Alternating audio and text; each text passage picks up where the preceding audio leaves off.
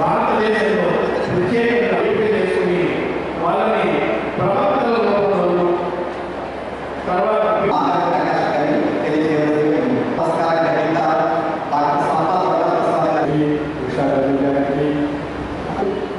శ్రీ విశ్వ విజ్ఞాన విద్య ఆధ్యాత్మిక పీఠం ఒక మహోన్నతమైనటువంటి ఆధ్యాత్మిక పీఠము 553 సంవత్సరాల చరిత్ర కలిగి సనాతనమైనటువంటి ధర్మాన్ని ఆధ్యాత్మిక తత్వాన్ని ఆనాటి నుండి ఈనాటి వరకు 553 సంవత్సరాల కాల ప్రవాహంలో ఆధ్యాత్మిక తాత్విక జ్ఞాన మార్గంలో పయనింపజేస్తూ 8 మంది పీఠాధిపతులు ఈ పీఠాన్ని ఒక మహోన్నతమైనటువంటి స్థితిని ఆధ్యాత్మిక మార్గంలో పయనింపజేసేటువంటి ఉత్కృష్టమైనటువంటి తాత్విక జీవన తత్వం తాత్విక జీవన మార్గంలో శ్రీ విశ్వ విజ్ఞాన విద్య ఆధ్యాత్మిక యొక్క తత్వం.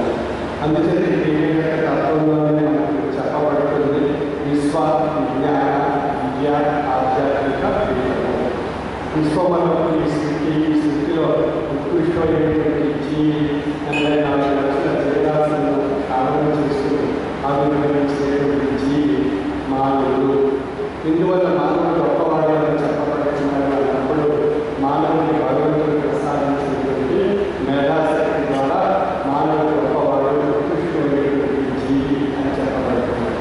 అటువంటి ఉత్కృష్టమైనటువంటి జీవిగా ఈ స్థితిలో తెలియబడినటువంటి మానవుని విద్య విజ్ఞానము సంస్కారము ఆధ్యాత్మికత్వము ఈ అంశాలన్నీ పొందగలిగినప్పుడే నిజమైన